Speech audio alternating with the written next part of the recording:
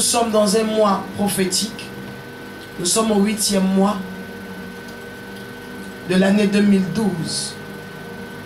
Et lorsque nous prenons nos Bibles dans le livre de Genèse, nous remarquons que Jacob bénit ses fils. Et nous voyons que le premier fils de Jacob, dans le livre de Genèse 49, à partir du verset 3, son premier fils se nomme Ruben, le second au verset 5 se nomme Siméon, et au même verset 5 on parle de Lévi, c'est le troisième fils. Le quatrième fils au verset 8 s'appelle Judas, pas Judas mais Judas, qui est celui qui a le sceptre royal entre les mains et dont Jésus est descendant terrestre. Le cinquième fils se nomme Zabulon.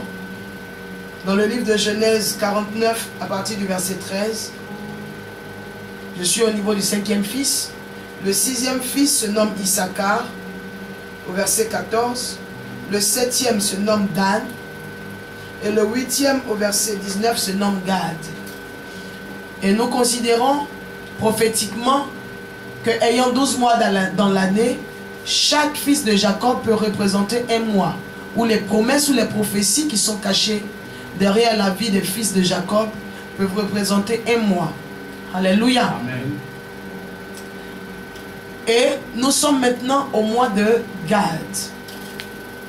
Mais les mystères qui sont cachés dans le livre de Genèse 49, au verset 19, vont faire comprendre à une personne pourquoi est-ce que je vais enseigner sur le mystère de la paralysie de l'homme fort. La Bible nous dit au verset 19, Genèse 49, verset 19, que Gad sera assailli par des bandes armées, mais il les assaillira et les poursuivra. Alors je vais expliquer prophétiquement que ce mois est un mois de combat spirituel. Et que tout chrétien qui se retrouve en train de vivre le combat spirituel ne doit pas avoir peur. Mais il a intérêt à être armé afin de pouvoir riposter lorsque l'ennemi va attaquer. C'est pour cela que je prie afin que le sommeil spirituel libère la Côte d'Ivoire. Et surtout l'église en Côte d'Ivoire.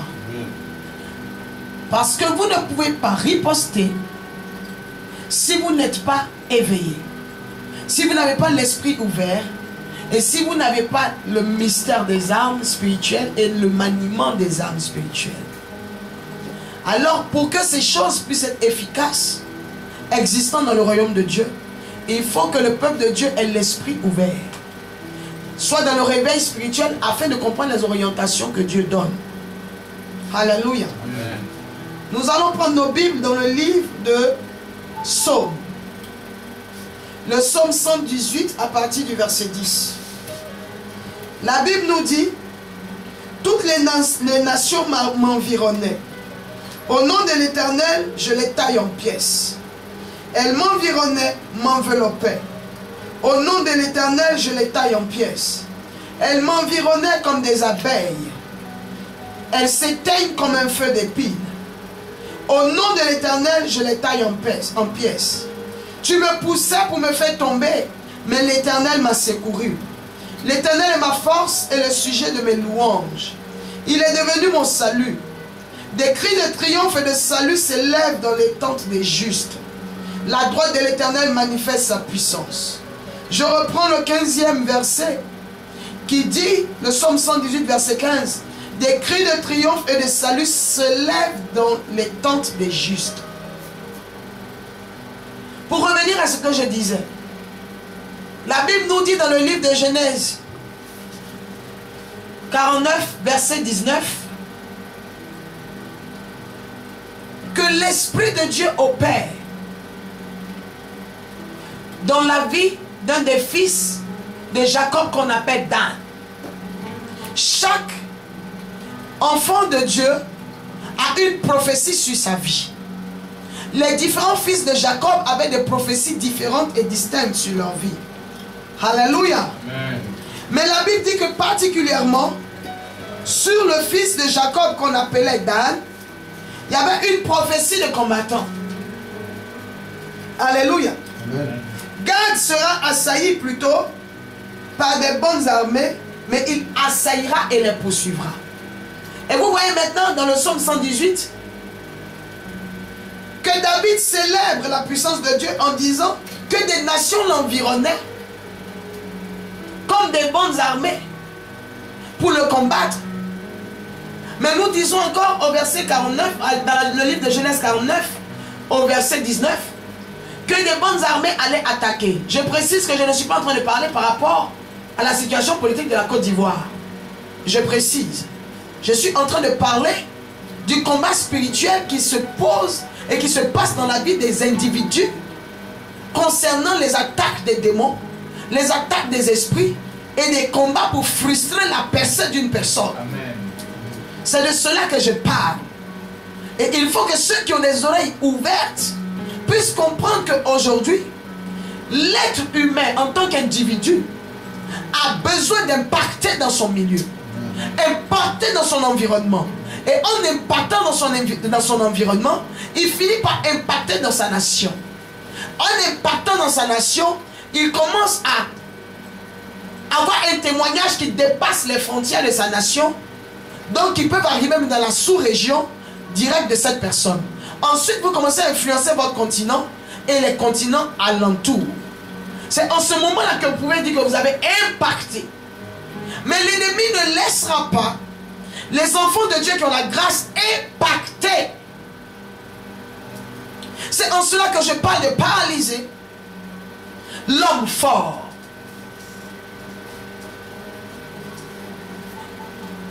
Jacob dit à son fils, Gad, des nations t'environneront. Mais moi je ne suis pas en train de parler des nations qui peuvent environner ou attaquer une nation. Je parle des forces ténébreuses qui représentent des puissances qui attaquent des personnes qui ont une destinée prophétique bien établie par Dieu. Et l'homme fort dont je parle est le démon principal ou celui qui contrôle une famille, un endroit, une personne ou un objet. Je dis c'est le démon principal qui contrôle une famille, une maison, une ville ou un objet, un pays. Derrière tout ce que vous voyez, il faut qu'il y ait un contrôle. Tout ce que vous voyez qui doit être prospère ne peut pas rester sans contrôle. C'est pour cela que même quand Dieu a créé la terre, il a mis Adam et Ève à la tête de la création. Parce que nous ne pouvons pas créer de bonnes choses sans que cela ne soit contrôlé. Mais vous avez vu le diable venir pour faire perdre le contrôle de la grâce que Dieu avait donnée à Adam et Ève et récupérer le contrôle. C'est pour cela que je dis qu'il y a des hommes forts qui sont postés derrière tout ce qui doit être glorieux. Même derrière chaque mois qui existe, il y a un démon alloué à ce mois que les forces des ténèbres déposent afin que cet esprit-là, ayant été pesé selon sa force de frappe, sa capacité d'impacter et d'avancer sans être freiné, sa capacité d'être sournois et assez présent, insidieux, sans manifester officiellement sa présence. L'ennemi étudie bien le démon qu'il faut et il le positionne derrière le moi au travers duquel une personne doit être bénie. Je dis que l'homme fort est le démon principal ou celui qui contrôle une famille, un endroit, une personne, un objet. Nous devons complètement neutraliser les activités de tel agent. Nous devons tenir ferme, être forts et courageux comme Josué et Caleb contre les géants de Canaan. J'ai précisé que nous devons être forts et tenir ferme. C'est ce que plusieurs chrétiens n'arrivent pas à faire. Être fort et tenir ferme. Parce que même quand Dieu parle à Josué, dans le livre de Josué 1, il lui dit fortifie-toi et prends courage. Ayez l'envie de prière ou le goût à la prière. Mais si vous n'êtes pas téméraire, vous n'êtes pas courageux, vous ne pourrez pas aller jusqu'au bout des prières que vous avez commencées. Parce que lorsque vous commencez le combat spirituel, c'est un affrontement entre deux camps. Et vous ne pouvez pas être en train de vous battre en vous disant que l'ennemi va s'arrêter, croiser les bras et vous regardez marquer vos buts. Il essaiera de se défendre, ensuite de riposter. Il essaiera de vous neutraliser. Mais si vous n'êtes pas courageux, dès que l'ennemi va vous atteindre quelque part, vous allez baisser les bras. Et en ce moment-là, l'ennemi viendra vous rendre captif. Si vous avez encerclé, il vous fragilisera par sa force de frappe. Et le fait que vous n'ayez pas de stratégie, que vous ne soyez pas téméraire et courageux, que vous n'arrivez pas à tenir ferme, parce que vous n'êtes pas une personne de décision, ou une personne qui va jusqu'au bout de ses idées, ses idéaux, vous allez finir par vous retrouver en captivité pendant qu'il y a quelque temps vous étiez encore en liberté. C'est pour cela que je dis que nous devons neutraliser complètement leurs activités, mais pas en étant des pleurnicheurs en Christ. Rien ne vous sera offert, écoutez-moi bien, bien-aimé. L'ennemi ne jouera pas avec vous. Parce que la vie chrétienne, c'est une vie de conquérant. C'est une vie de gagnant. Le territoire que vous visez est déjà occupé. Il y a des personnes qui ont la grâce d'avoir des terrains déjà déblayés. Et après, ces personnes sont envahies par des personnes qui les envient. Mais il y a des personnes qui ont leur territoire aussi qui ont été occupés, même volés, braqués surnaturellement. Alors si une personne se retrouve en train d'être dépossédée de son bien, je crois qu'elle doit tout faire, trouver des stratégies dans le calme et la patience, dans le mystère du A et R, afin de pouvoir avoir une bonne riposte. Alléluia. Amen. La Bible dit que Dieu dit à Josué et Caleb, au travers de son serviteur Moïse, descendez à Canaan. Il envoya 12 espions. Encore le chiffre 12 qui revient. Le chiffre des fondements. Le chiffre de la base. Il envoie 12 espions. Mais la Bible dit qu'il y a 10 qui sont descendus et qui se sont retrouvés face à face avec les occupants de Jéricho, les occupants de Canaan. Mais Josué et Caleb se sont mis sur une montagne pour explorer le pays. Tu ne peux pas vouloir une bénédiction sans d'abord avoir fait une étude approfondie des mystères cachés dans la bénédiction que tu veux. Plusieurs personnes veulent des grâces, mais sont des rêveuses. Même pour construire une maison, il faut l'avoir d'abord dans ton esprit.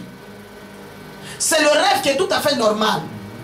Ensuite, il faut faire une maquette. Au travers de la maquette, tu peux avoir de l'aide. Plusieurs personnes peuvent venir et te dire que tu as bien dessiné telle partie de la maison que tu veux construire, mais tu pourrais ajouter ça. Et toi-même, tu peux encore avoir des inspirations parce que tu as sorti ton plan de ton esprit et tu l'as emmené dans ton âme. Ensuite, cette maquette-là, qui représente le mystère des besoins que tu as dans ton âme, doit être transférée dans ton corps, c'est-à-dire la partie physique. Donc la construction commence. Mais si ces trois étapes ne sont pas établies dans la vie d'une personne, cette personne-là ne peut pas voir la réalisation et l'aboutissement de ce qu'elle a vu dans son esprit. Alléluia. La Bible nous dit que Josué et Caleb se sont mis sur une montagne. La montagne, c'est l'élévation. Ils se sont mis en position d'élévation parce que les personnes qui occupaient le pays étaient élevées sur le pays. Mais ils se sont mis dans une position avantageuse. Plusieurs chrétiens ont des problèmes. Les chrétiens ne cherchent pas des stratégies réellement avantageuses. Les chrétiens se cachent derrière le sacrifice de Jésus parce que plusieurs aiment la facilité. Ils se cachent derrière le sacrifice de Jésus. C'est vrai que c'est une position qui est à notre avantage. Mais si le sacrifice de Jésus n'est pas discerné et disséqué, il ne donne pas à celui qui veut l'employer le résultat qu'il attend. Il faut que vous puissiez discerner ce qui est caché derrière les paroles que Jésus a prononcées. Lorsqu'on vous dit par exemple que les ordonnances qui nous condamnaient, il les a livrées publiquement en spectacle. Et il les a annulées par son sacrifice à la croix. Mais vous lisez ce verset, mais est-ce que vous le comprenez? Vous devez comprendre d'abord qu'il y a une ordonnance qui a existé. En cela, je parle de l'héritage spirituel, de la malédiction dont on peut hériter. Parce que le Seigneur dit que les péchés de nos pères retombent sur la tête des enfants. Le péché du père retombe sur la tête de l'enfant. Pour certains, ça va jusqu'à 4 générations. Mais il y a des moments où l'Éternel a dit dans le livre de Lévitique que ça va jusqu'à la 10e. Ensuite, on a vu même dans les 10 commandements que ça va jusqu'à la 1000e génération. Alors vous devez comprendre que des idoles ou les péchés de nos parents aujourd'hui nous amènent par exemple à hériter des maladies que nous n'avons cherché ni d'Adam ni d'Ève, mais qui représentent un héritage. Mais si vous n'êtes pas conscient qu'il y avait d'abord des ordonnances qui vous condamnaient, vous ne pouvez pas réclamer une annulation. Parce que même si vous devez aller au tribunal pour demander à ce qu'on vous donne on vous fasse gagner un procès, il faut que vous ayez un dossier fourni et surtout que votre avocat maîtrise le dossier. Parce que l'ennemi en face même, qui monopolise la grâce et la bénédiction de certaines personnes dans les familles, considère qu'il a acquis ces bénédictions légalement. Le diable est rentré dans la vie du diable légalement. Même si c'est par ruse, il n'a pas braqué Adam et Ève. Il a utilisé la ruse et ils lui ont livré leur destinée prophétique en faisant ce qu'il les avait emmenés à faire. Manger le fruit de la connaissance du bien et du mal. Alléluia. Amen. Mais si vous ne maîtrisez pas les contours du dossier dont vous parlez, évidemment vous allez perdre le procès. Et plusieurs chrétiens ne descendent pas dans la profondeur pour comprendre pourquoi est-ce que Jésus a dû se sacrifier pour annuler des ordonnances. Ils doivent chercher à savoir quelles étaient en fait ces ordonnances qui ont été annulées. Est-ce qu'elles ont réellement existé? Et si elles ont existé, comment est-ce qu'elles sont rentrées? Ensuite, ces personnes seront très à l'aise pour apprécier, honorer, respecter, glorifier et consommer le sang de Jésus. J'espère que je fais du bien à quelqu'un par ce message. Paralyser l'homme fort. Alléluia. Amen. David avait compris beaucoup de mystères. C'est pour cela qu'il disait que depuis le sein de ma mère, je suis tapé dans le péché. Seigneur, rends-moi pur comme la laine. Change ma vie. Parce qu'il avait compris que depuis le temps de Rahab, qui était son aïeul, il y avait un esprit de prostitution qui s'était installé. Et même après, Ruth la Moabite est encore venu rentrer dans la famille. Et ensuite, lui, il est né parce que son grand-père est né à partir de là. Mais la malédiction n'avait pas été annulée. Lorsque Ruth est rentrée, elle a vécu une grâce jusqu'à un certain temps. Mais après, ses descendants ont commencé à vivre les réclamations de Moab et de Jéricho. Pour dire que si vous ne connaissez pas votre origine, vous ne pouvez pas parler. Vous ne maîtrisez pas vos origines et les fondements qu'il faut que vous appelez Kwaku, qu'il faut que vous appelez Amna, qu'il faut que vous appelez Digwe. Vous ne pouvez pas comprendre ce qui se passe. Justement parce que vous appelez Digwe, il y a des mystères qui sont cachés derrière la vie des personnes qui s'appellent Digwe, qui sont originaires de telle région. Mais vous ne pouvez pas paralyser un homme fort invisible. Si vous-même vous ne devenez pas invisible, si vous-même vous n'entrez pas dans l'invisible, si vous-même vous n'entrez pas dans le surnaturel, parce que l'homme fort peut se cacher derrière une personne qui a une autorité familiale ou coutumière. Mais quand la personne est assise, elle est assise là en tant qu'autorité coutumière, pas sorcière. Mais il faut maintenant que vous deveniez surnaturel pour voir que la personne qui est assise en tant qu'autorité coutumière, au-delà de son fauteuil de coutume, a un deuxième manteau qui est le manteau de la sorcellerie. Plusieurs chrétiens échouent dans leur combat parce qu'il y a un mystère d'incultisme. Les chrétiens sont incultes, ils n'ont pas la connaissance de ce qui est utile. Je remarque que plusieurs chrétiens se concentrent sur l'inutile, mais délaissent l'utile. Alors que la Bible dit que nous devons vivre utile. Et que tout nous est permis, mais tout ne nous est pas utile. Ça veut dire que le temps que tu es en train de faire quelque chose qui n'était pas utile, c'est une porte ouverte. Et pendant ce temps-là, l'ennemi peut rentrer et opérer, et que tu regardes Jésus te regarder aussi. J'ai dit tu regardes Jésus te regarder aussi. Josué et Caleb sont montés sur la montagne. La montagne peut représenter la consécration, représente le jeûne, représente la vie de prière, représente la présence de Dieu où on devient intouchable, le niveau où on sort du milieu d'eux et qu'on se positionne afin d'avoir une meilleure vue et une objectivité, afin d'avoir l'ouverture d'esprit, ce qu'on appelle le mind. Open the mind. Ouvrez vos esprits afin d'avoir des victoires dans vos combats. Celui qui n'est pas réveillé spirituellement est toujours surpris par l'ennemi. Justement, l'ennemi choisira des heures où tu dors. Les plus grandes attaques se font au moment où les personnes dorment. Entre parenthèses, j'explique aussi, lorsque je parle du mystère de la nuit, qu'il y a des grandes bénédictions que nous avons vu des personnes dans la Bible recevoir à travers des songes ou des visions. Marie, pour voir l'ange, l'ange l'a visité. Elle a eu une vision, une apparition d'un ange. Elle a été fécondée du Messie. Joseph a vu sa gerbe élevée au travers d'un songe. Et c'est ce qu'il a vu dans le songe qui lui est arrivé. Sa gerbe a été élevée. Ce que Marie, la mère de Jésus, a vu dans la vision, c'est confirmé par sa grossesse. Alors plusieurs personnes tombant dans le sommeil spirituel finissent par vivre ce que l'ennemi aussi vient s'aimer dans le sommeil. Joseph a eu un songe. C'est ce qu'il a vu dans le songe qui lui est arrivé.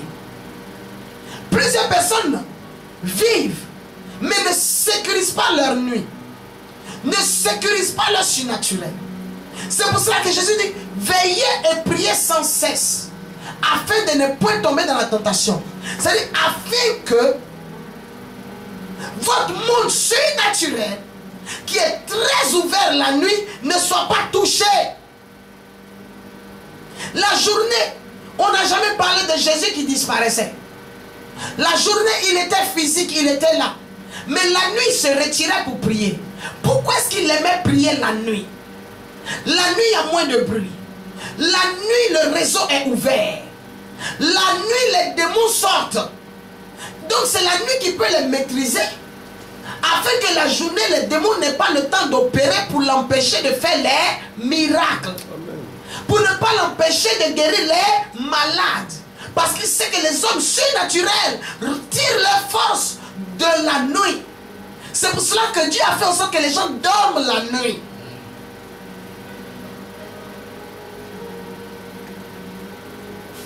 Plusieurs personnes aujourd'hui sont devenues sorcières au travers du mystère de la nuit. Parce que c'est une nuit qu'on leur a donné à manger dans le sommeil. Plusieurs sont paralysés aujourd'hui au travers du mystère de la nuit. C'est une nuit qu'elles ont senti un coup dans la jambe, dans un rêve. Et jusqu'aujourd'hui, leur vie n'a plus été la même Parce que ces personnes-là sont paralysées aujourd'hui. Des personnes ont été frappées d'aveuglement dans le sommeil, qui ont senti un vent. Et ce vent s'est levé au travers des grains de sable. Et les grains de sable, plutôt, se sont levés au travers du vent. Et les grains de sable sont tombés dans les yeux de cette personne, dans le songe, dans le sommeil, dans une chambre climatisée, avec des verrous, avec des portes blindées, avec des vigiles devant la porte. Cela n'a pas empêché l'ennemi d'entrer d'une manière ou d'une autre. Dans une maison où il n'y a pas de sable, où on passe l'aspirateur, mais la personne se lève, elle sent quelque chose dans les yeux, comme s'il y a du sable qui est tombé dans les yeux, alors qu'elle marche sur des moquettes qu'on nettoie avec des aspirateurs tous les jours. Un mois après, la personne se retrouve aveugle. Le mystère de la nuit. Achetez tout ce que vous voulez mettre comme condition physique, mais si vous ne maîtrisez pas le surnaturel, malgré tout ce que vous allez mettre comme protection physique, l'ennemi vous atteindra. Parce que l'ennemi opère sur les deux fronts. Le front spirituel, le monde invisible et le monde visible. Alors un être humain et surtout un chrétien doit avoir ces deux dimensions en lui. La capacité de se sécuriser dans le surnaturel, de fragiliser les frappes de l'ennemi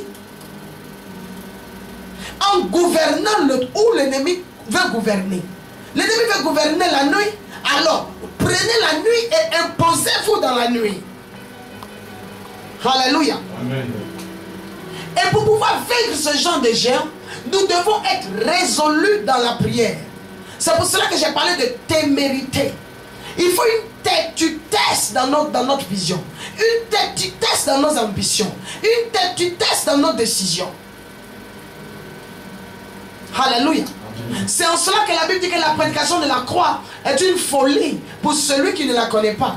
Nous lisons dans le Psaume 118, il dit des nations m'environnent, mais je les taille en pièces. Comment est-ce qu'une personne peut se battre contre des nations? Il ne dit pas une nation. Lorsqu'on parle d'une nation, on parle d'un peuple. Comment est-ce qu'une personne peut se battre contre tout un peuple multiplié par infini et que cette personne arrive à tailler ce peuple en pièces? C'est que cette personne-là a dû entrer dans le surnaturel. Et c'est le surnaturel maintenant qui fait qu'une armée d'anges aussi, de combat, une multitude d'anges viennent renforcer les forces de la personne et l'aider à tailler en pièces. Mais physiquement, seul vous ne pouvez pas tailler en pièces. Alors qu'il y a des anges qui n'opéreront que lorsque vous allez découvrir le mystère surnaturel. Marie ne peut pas être enceinte si elle n'a pas vu l'ange. Toutes les femmes qui ont été fécondées de manière surnaturelle dans la Bible ont dû voir ce que les autres ne voyaient pas. Raison pour laquelle même quand Anne a pris la grossesse, l'ange était obligé après d'aller parler à son mari.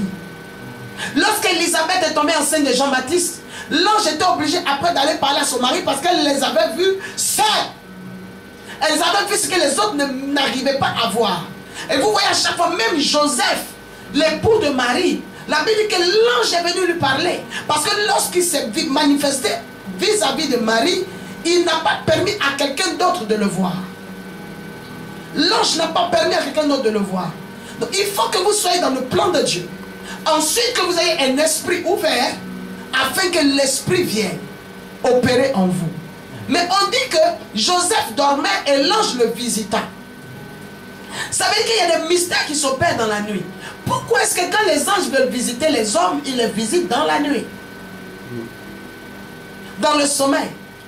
Parce que là, l'homme a ces trois parties distinctes dans lesquelles on peut opérer facilement. Le corps, l'âme et l'esprit. L'ennemi connaît ces choses, mais vous les chrétiens, vous ne les connaissez pas. Alléluia. Amen. Nous devons être résolus dans la prière. Une des capacités que Dieu nous donne, de pouvoir paralyser l'homme fort, une puissance que Dieu nous donne, c'est d'être des hommes et des femmes de prière. Mais pas de prières, etc., etc. Seigneur, toi-même tu sais. Pas ce genre de prière. Des prières calibrée et précise, mais surtout agressive. On ne peut pas riposter quel que soit le calme qu'on a de nature lorsqu'on sent en face qu'on est en danger en étant calme. Quelqu'un vous pointe un couteau, vous êtes calme. Quelqu'un est en train de foncer pour vous tuer, vous restez calme. Non, même le paralytique fera un effort de bouger. Alors nous devons avoir la prière agressive en nous. Alléluia. Amen. Ce que j'appelle la prière acharnée pour confondre et paralyser l'homme fort. Une personne qui a une vie de prière ne doit pas baisser sa garde. Parce que le temps que vous avez commencé à prier, et surtout les prières agressives et les combats, l'ennemi a découvert que vous avez des armes spirituelles. Donc il se concentrera sur les personnes qui ont des armes spirituelles. Alléluia. Amen. Mais il ne peut pas vous guetter et que vous vous retrouviez maintenant en train de marcher désarmé. Ce qui fait que vous devez tout le temps en alerte. Parce que l'ennemi va riposter. Par rapport à vous, l'ennemi est exercé à la guerre depuis très longtemps. Depuis qu'il a été éjecté du ciel, le diable a décidé de devenir un homme rusé et un esprit rusé et quelquefois bagarreur. Alléluia. Il y a des personnes même qui ont reçu des songes, qui font des rêves, qui se réveillent le matin, qui les oublient. C'est pas normal. Il y a ce qu'on appelle les brigands de nuit, les brigands de songes. Ce sont des démons braqueurs que l'ennemi emmène dans le subconscient de la personne qui dort afin que l'ennemi puisse effacer toute trace de quoi que ce soit qui peut glorifier votre vie demain. Et si vous ne vous souvenez pas d'un songe, vous ne pouvez pas prier en fonction. C'est pour cela que les personnes qui commencent à développer le mystère de la prière dans la nuit finissent par retrouver leur vie de songe et à les garder. Finissent par avoir des réflexes de songeur. Un vrai faiseur de songes n'oublie pas ses songes. C'est parce qu'il les raconte tout le temps justement qu'on l'appelle le faiseur de songes. Alléluia. L'homme fort est le contrôleur d'un groupe d'esprits et le chef régnant sur un groupe d'esprits. J'ai dit que l'homme fort est le contrôleur d'un groupe d'esprits. Parce que nous prenons par exemple la Bible dans le livre d'Éphésiens 6, verset 12.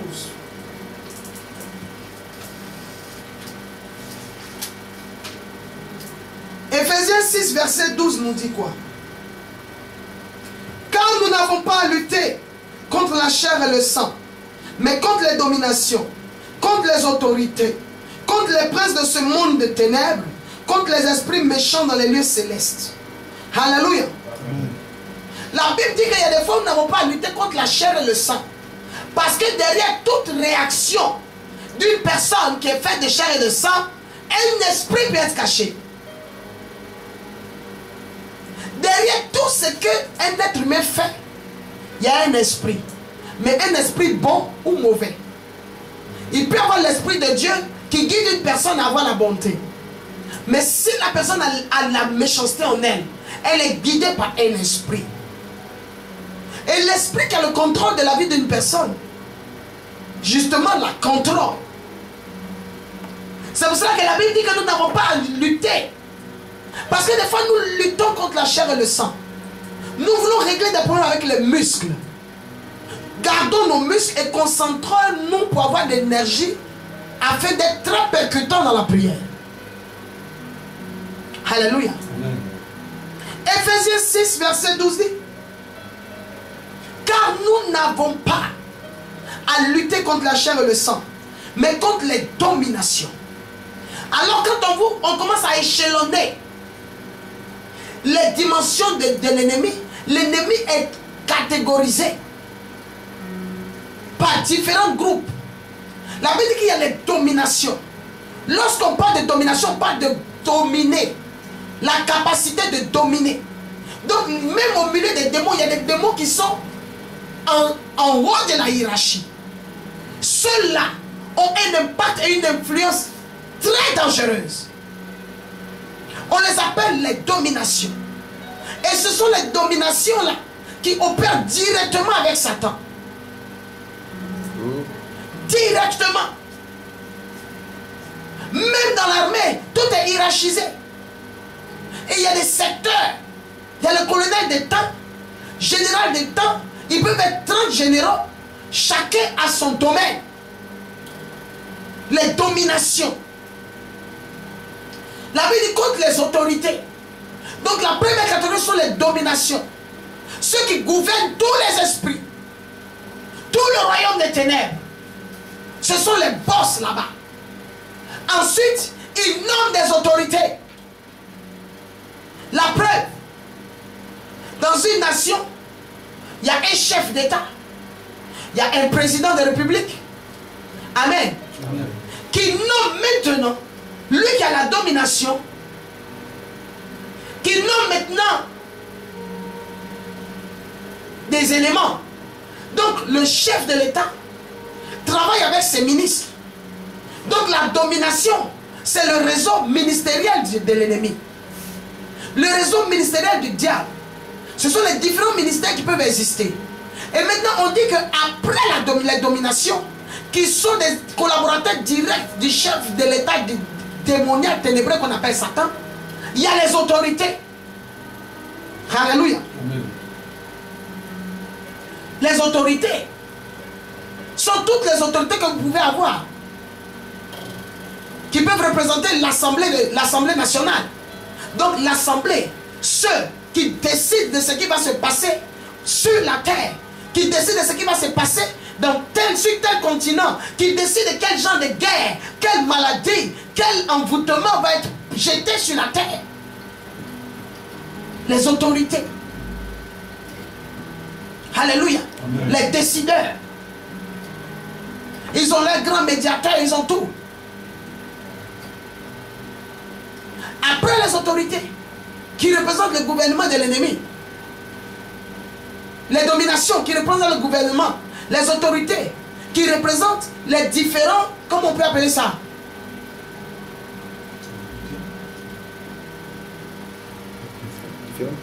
Les différentes couches. Ou des grandes institutions, je veux dire. Parce que les dominations représentent le gouvernement. Les autorités représentent les institutions ténébreuses. Elles existent. Parce que même quand on parle de Dieu, on dit que l'ange de lumière s'appelait Satan. Lucifer. Donc il avait un rôle spécial. Même au ciel, on vous dit qu'il y a les 24 vieillards qui ont un rôle à jouer. Il y a des anges à part. Il y a des séraphins, des chérubins. Les gouvernements sont hiérarchisés. Domination. Les ministres du diable. Les autorités. Alléluia. Qui représentent les institutions. Et maintenant on dit, le troisième niveau, on dit ce sont les princes de ce monde de ténèbres. Nous avons à lutter contre les princes de ce monde des ténèbres. Là maintenant ce sont les autorités. Les autorités établies, coutumières, locales. Les autorités royales, départementales, chefferies et cantons. Et ce sont ces esprits-là qui dirigent vos familles. Les princes de ce monde des ténèbres. L'homme fort. Lorsque nous voyons la hiérarchie, Lucifer, domination, ses ministres, autorité, ses institutions, les princes de ce monde sont maintenant ces institutions royales. Chefferie, royauté, tout ce qui est coutume. Et à la tête de chaque famille. Maintenant, géré par toutes ces coutumes-là, il y a ce qu'on appelle les esprits méchants dans les lieux célestes. Et les esprits méchants, là, ce sont ceux-là maintenant qui représentent les chefs de famille. Parce que ce sont ceux-là maintenant qui livrent la bénédiction de toute la famille. Les esprits méchants de ces lieux célestes ténébreux là, qui n'ont pas de sentiments. Ça peut être ta mère, ton père, ton frère, ta soeur, ton cousin, ton oncle, ton neveu, ton propre enfant. Mais spirituellement, il fait partie de la dernière catégorie, mais de la catégorie des esprits méchants. Il est le représentant des esprits méchants. Celui que j'appelle l'homme fort. Qui décide de qui doit être chrétien dans la famille. Qui décide de qui doit pratiquer telle religion. Qui décide de quand on doit venir faire les sacrifices. Quand on doit adorer telle lagune. Quand on doit aller adorer telle chose. Si tu ne le fais pas, ton travail se gâte. Si tu ne le fais pas, ce sont les esprits méchants qui opèrent dans les lieux célestes. Qui sont représentés par un homme fort. Qui a le mariage de toutes les filles en main. La personne, le travail de tous les hommes. Ceux-là maintenant s'associent pour gérer les nations. Je vous ai parlé de domination. Ce sont ceux-là qui décident de qui on doit nommer. Qui doit être établi chef d'État. Qui doit être établi ceci, cela. Tant que ça arrange leurs intérêts. Vous devez comprendre ces choses pour vous lever dans la prière. Des fois, vous rentrez dans des débats, des polémiques qui n'ont aucun sens. Qui sont vraiment des polémiques. Alors que les problèmes réels sont là.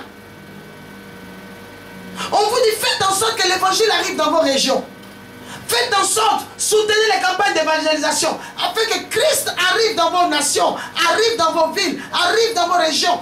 Et que l'esprit change. La Bible dit que nous n'avons pas à lutter contre la chair et le sang. Donnez des conseils aux sorciers pour leur dire d'arrêter, ils n'arrêteront pas. Nous devons lutter contre les esprits qui les ont engagés. Si les esprits les libèrent, vous retrouverez vos oncles, vous retrouverez vos tantes, vous retrouverez vos époux, vous retrouverez vos pères et vos mères qui étaient sorciers, maintenant devenus enfants de Dieu, sans être morts, vivants, corps, âme et esprit sous contrôle divin. La preuve, toi-même, tu as déjà peut-être été un agent ténébreux, esprit méchant. Tu as déjà été un agent utilisé par les forces des ténèbres. Mais aujourd'hui, tu es converti. Si l'évangile va loin et que nous laissons le Saint-Esprit lutter contre la chair et le sang par son sacrifice à la croix, par le sacrifice à la croix de Jésus-Christ qui était un don de chair et de sang, nous allons pouvoir contrôler la chair et le sang que l'ennemi utilise pour envoûter et rendre la famille captive. J'espère que je fais du bien à quelqu'un. Que l'onction de Dieu nous libère ce soir. Amen. Je dis que l'homme fort est le contrôleur d'un groupe d'esprits, ou le chef régnant dans un groupe d'esprits, ce que la Bible appelle le prince de ce monde des ténèbres. Il agit comme surveillant de la prison du diable. Tu n'avances pas. Il y a un homme fort qui est arrêté et qui a mis toute la famille en captivité. Toute la famille en captivité. Alléluia. Et quel est le rôle? Pourquoi je veux que tu te révoltes et que tu te réveilles spirituellement? La présence de ces esprits-là, ce n'est pas des enfants qui sont venus pour jouer avec toi. Non. Je ne veux même pas employer un mot que je connais très bien. Je te dirais que ce ne sont pas des enfants du cœur. Ils viennent et ils confisquent pas tes problèmes, pas ton blocage, pas ton non-accomplissement. Ces ennemis-là, ces démons-là, ils confisquent les bénédictions, la prospérité des familles, des populations. Puisqu'ils sont hiérarchisés, ça passe facilement parce que les gens ne connaissent pas leurs institutions et comment elles sont établies, comment elles opèrent. Alléluia. Amen. C'est le prince méchant régnant sur chaque nation, ville ou famille. Tout membre d'une famille est supposé vivre sous la domination de cet homme fort. Alors si tu portes un nom, tu as un extrait de naissance, père et mère. Même si tu es un enfant qui n'a pas été reconnu, Ta mère n'est pas la Vierge Marie. Elle a forcément été fécondée par une personne. C'est qu'il y a un homme fort derrière toi, même si tu n'as pas d'extrait de naissance. Même si on dit que ton père ne t'a pas reconnu, la sémence de ton père qui est rentrée dans ta mère te t'octroie automatiquement un esprit. Ça t'offre directement une cellule de prison dans laquelle tu es d'office. Parce que cet ennemi-là, il ne passe pas de maison en maison parce qu'on vient faire le recensement pour partager le moustiquaire imprégné. Il passe par le sang, par le lien de sang. C'est pour cela que Jésus a fait couler son sang à la croix. À Golgotha, il a crucifié sa chair. La Bible dit qu'il s'est laissé conduire sans dire un mot. Afin que ces principautés, ces autorités, ces esprits méchants, ces dominations, ces princes de ce monde-là, ténébreux-là, ne puissent pas avoir accès à ta vie et à ma vie. Amen. Le pouvoir de vaincre nous a été donné. Lorsque nous prenons le livre de 1 Jean 4, verset 4, la Bible nous dit, dans le livre de 1 Jean 4, verset 4, vous petits enfants, vous êtes de Dieu et vous les avez vaincus. C'est-à-dire ces dominations, ces autorités, ces princes de ce monde, ces esprits méchants et les démons. Vous les avez vaincus. Vous petits enfants. Parce que celui qui est en vous est plus grand que celui qui est dans le monde. La Bible précise qu'un petit enfant physique peut vaincre tous ces démons-là parce qu'il a Dieu en lui. Et on dit parce que vous êtes de Dieu. C'est-à-dire parce que Dieu a un plan, Dieu a un projet, Dieu a une vision. Dieu opère, il prend des dispositions. Il opère au travers de ses serviteurs, au travers de sa parole, au travers de son onction, au travers de sa sainte scène. Il opère. Vous, petits enfants, c'est pour dire qu'on peut être jeune et avoir Christ. On dit parce que vous êtes de Dieu. Vous pouvez être jeune, mais avoir Christ en vous, pas en dehors ou à côté. Plusieurs justement ont Christ à côté, mais pas un. Parce qu'avoir Christ en soi, c'est devenir dépendant, devenir drogué, devenir un alcoolique, devenir un amoureux de ce Christ-là.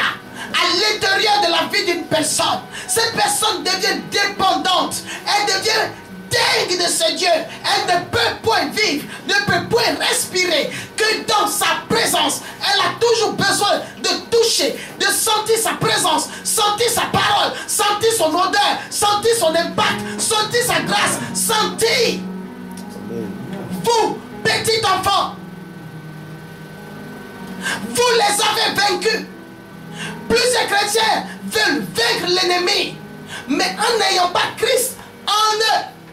Mais à côté, ils ne veulent pas que Christ prenne le contrôle de leur vie parce qu'ils ont donné 75% et ils ont 25% qui veulent contrôler. Alors avoir Christ dans leur vie, c'est se faire contrôler. Ils ne veulent pas être sous le contrôle de l'Esprit de Dieu. Et même la présence de domination, la présence des autorités, la présence des princes des ténèbres, la présence des esprits méchants, la présence des démons, qui est la dernière catégorie maintenant qui opère lorsque vos parents versent l'eau.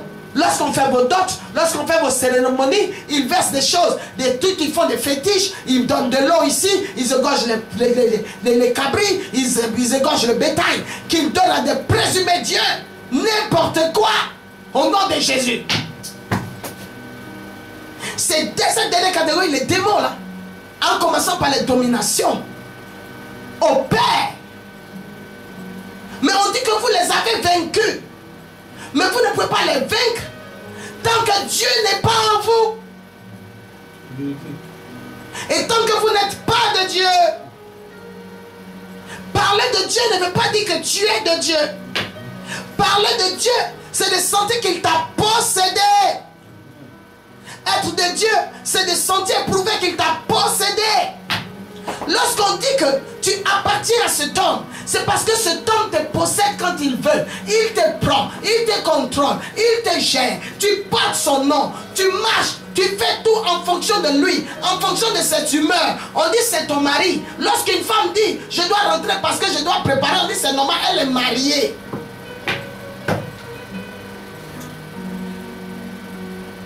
Petit enfant,